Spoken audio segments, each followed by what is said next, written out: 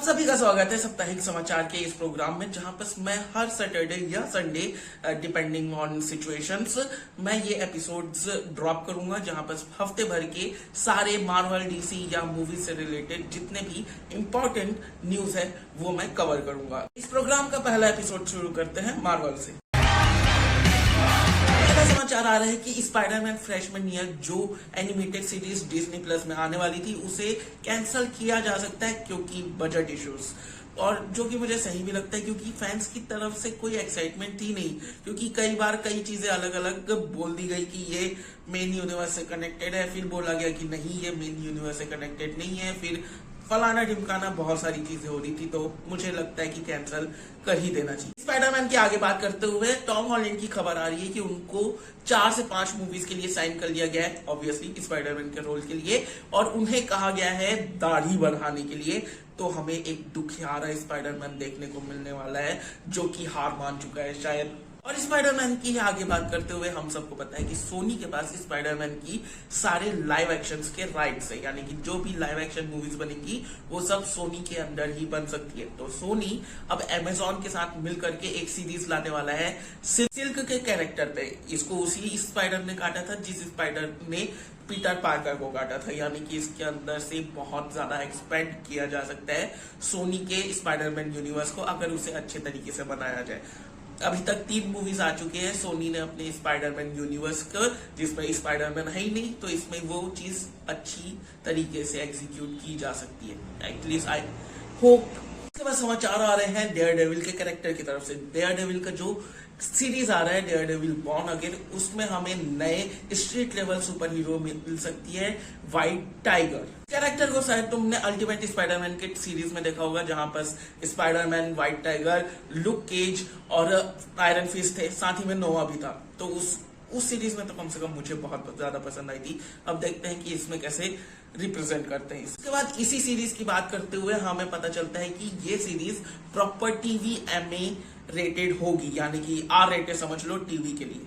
Marvel की तरफ से आखिरी समाचार ये निकल के आ रहा है कि डेडपुल 3 में उन्होंने एक कास्टिंग निकाली है 30 साल की महिला की, जो विलन होगी डेडपुल और वुल्वरीन दोनों की। यानी कि ये एक तरीके से बहुत तगड़े उमर्स चल रहे हैं कि डेथ हो सकती है, क्योंकि कॉमिक्स में डेथ डेडपुल की एक तरीके से विलन भी रह चुकी है और गर्लफ्रेंड भी। उसके बाद डीसी की समाचार की बात करें तो वहां से निकल के आ रहा है कि द रॉक ने एक इंटरव्यू में कहा कि वो नहीं चाहते कि डीसी मार्वल की तरह बने। मार्वल अपने आप में बहुत अच्छा है, लेकिन डीसी को अपनी खुद की पहचान बनानी पड़ेगी, अपने खुद का करिश्मा लाना पड़ेगा, अपना खुद का स्टाइल लाना पड़ेगा।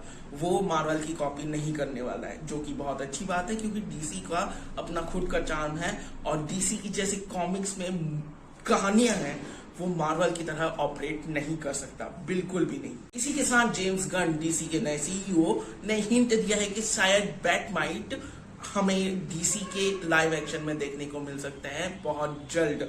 और जेम्स गन बहुत ज्यादा इंटरैक्ट कर रहे हैं ट्विटर में फैंस के साथ, तो बहुत सारे कैरेक्टर्स, नए कैरेक्टर्स हमें देखने को मिल सकते हैं, जिसके लिए मैं तो एक्साइटेड हूँ। अगर तुम्हें नहीं पता कि बैटमाइट कौन है, तो ये बहुत ही नेक्स्ट लेवल का OP ओवर पावर्ड कैरेक्टर है 5th डायमेंशन से, जो कि एक तरीके से बैटमैन का वेरिएंट मान लो तुम। तो इसके बाद इंडियन मूवीज की बात करें तो अक्षय कुमार की तरफ से बहुत ही दुखद समाचार निकल के आ रहे हैं कि अक्षय कुमार आने वाले कई सारे उनके जो सीक्वल मूवीज हैं, जैसे कि हेरा फेरी 3, अवर पागल दीवाने 2, ऐसी कई सारी उनकी ओरिजिनल मूवीज के सीक्वल्स बन रहे हैं, उसमें अपने कैरेक्टर के लिए वो रिटर्न नहीं करेंगे, जो कि बहुत दुखद है। लेकिन अक्षय कुमार को रिप्लेस करेंगे कार्तिक आर्यन, जो कि समझ में भी आता है। भूल-भुलैया 2 अनएक्सपेक्टेडली बहुत ही बड़ी हिट रही इस साल की, जहां पर सारे इंडियन मूवीज मुंह की खा रहे थे, तो उनको लेना समझ में आता है, पैसा सिंपल। लेकिन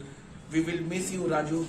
उसके बाद SS राजामौली सर ने कैलिफोर्निया में एक इंटरव्यू के दौरान कहा कि उनके पिता जो उनके सारे मूवीज के कहानी लिखते हैं वो काम कर रहे हैं RRR 2 के कहानी पे। तो हमें बहुत जल्द RRR 2 देखने को मिल सकती है, जिसके लिए मैं एक्साइटेड हूँ, क्योंकि बिल्कुल जरूरी नहीं है कि RRR में जो कैरेक्टर्स थे, जो स्टोरी लाइन थी, उसी को कंटिन्यू किया जाए।